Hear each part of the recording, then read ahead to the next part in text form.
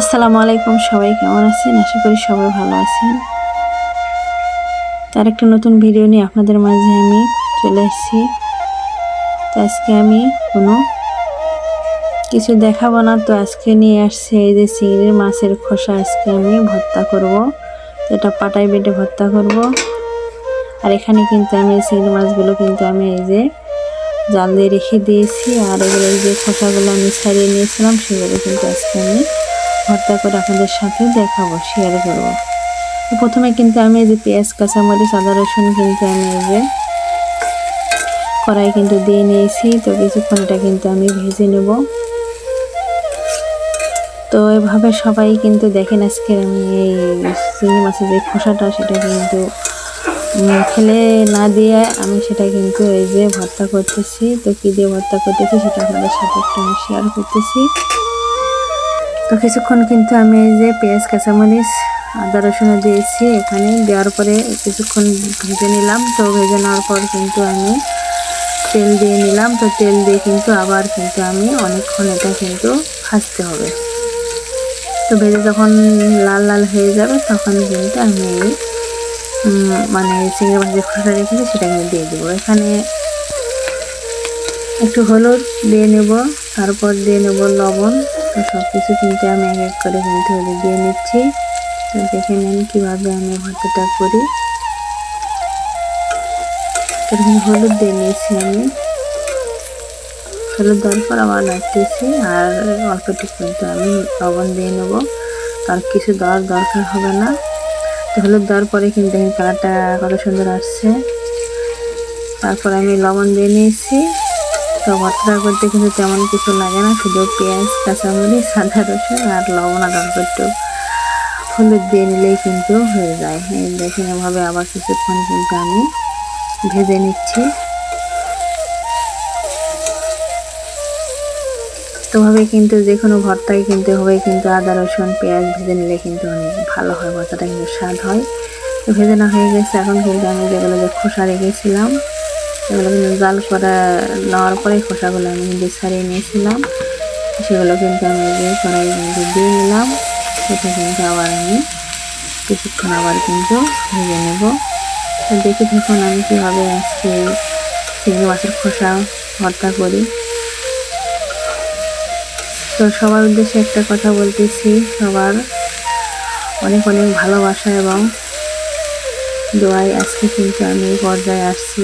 তো আমি কখনো ভাবিনি ইউটিউবে এসে যে আমি এইভাবে এতটা কিন্তু পথ কিন্তু আসতে পারবো।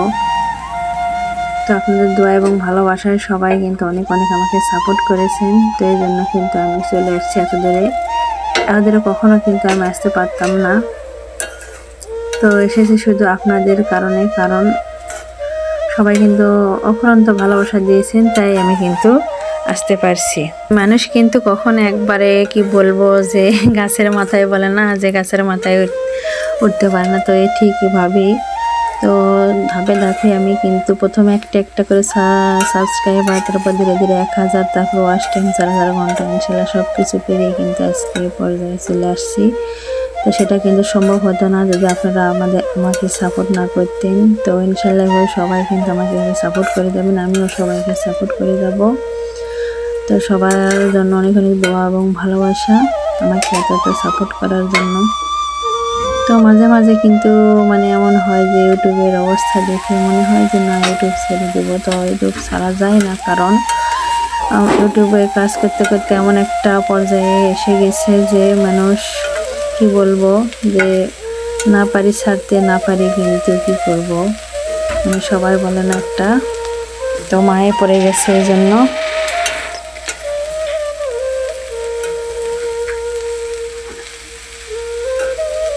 এই জন্য কিন্তু ইউটিউবে কাজ করতে কি বলবো, তো এই মায়া এবং ভালোবাসায় আপনাদের টানে কিন্তু বারবার ফিরে আসি। তো বারবার ফিরে আসি বলে না, তো সবাই কিন্তু অনেক সাপোর্ট করে আমাকে ইনশাল্লাহ। তো আমি দেখি সবার কমেন্ট দেখি, তো সবাই কিন্তু অনেক সুন্দর সুন্দর কমেন্ট করে। তো একটা কমেন্টে কিন্তু একটা অনুপ্রেরণা যোগায় ভিডিও ছাড়ার।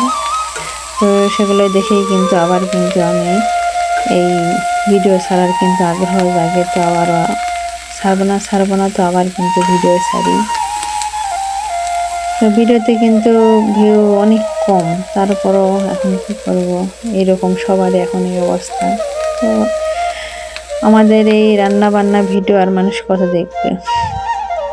সবার কিন্তু এই কি বলবো যে রান্না বান্না আগে দেখতো সবাই, আগে সবাই কিন্তু এভাবে কিন্তু সবার মানে এখন সবার হাতে হাতে ফোন, কি বলবো সবার কিন্তু এই জন্য সবারই চ্যানেল, তো কে কার ভিডিও দেখবে, এই জন্যই কিন্তু এই অবস্থা।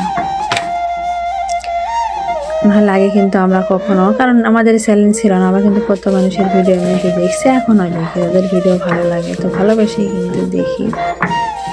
তো আমাদের নিজেদের ভিডিও নিজেরই তেমন পছন্দ হয় না, কি বলবো, তো অন্যদের কেমন লাগবে, তারপরও চ্যানেলটাকে বাঁচিয়ে রাখার জন্য কিন্তু ভিডিও করি, কি করবো।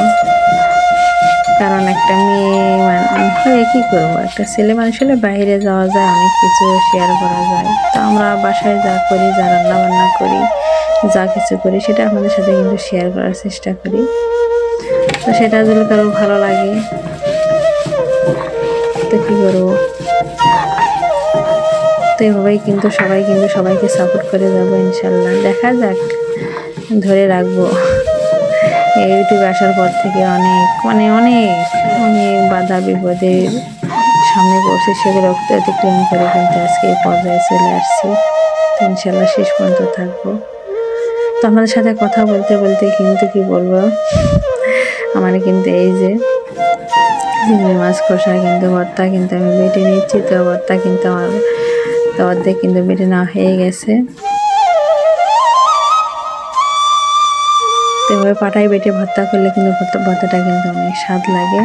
তো আপনারা কিন্তু এভাবে ভর্তা করে খাবেন, যে কোনো ভর্তাই মানে পাটায় বাটলে কী হয়, ভর্তাটার কিন্তু স্বাদ কিন্তু অন্যরকম একটা বেড়ে যায়। এমনিতে আমরা হাতে ভর্তা করে অতটা কিন্তু স্বাদ হয় না, কিন্তু পাটায় ভর্তা করলে সব কিছুই বেগুন হাতে ভর্তা করে কিন্তু সেরকম পাটায় করলে কিন্তু অনেক স্বাদ লাগে। তো আমাদের যে ভর্তা কিন্তু হয়ে গেছে। তো সব কিন্তু একবার আমি নিয়ে নিই, তরকারিটুকু নিয়েছিলাম, তো সেটা আপনাদেরকে দেখাচ্ছি। দেখেন ভর্তাটা কিন্তু আমি খাওয়ার পরে কিন্তু ভয়েসটা দিচ্ছি, অনেক কিন্তু স্বাদ হয়েছিল চিংড়ি মাছের কষা। আজকের এই ভিডিওটা সবার কাছে কেমন লাগবে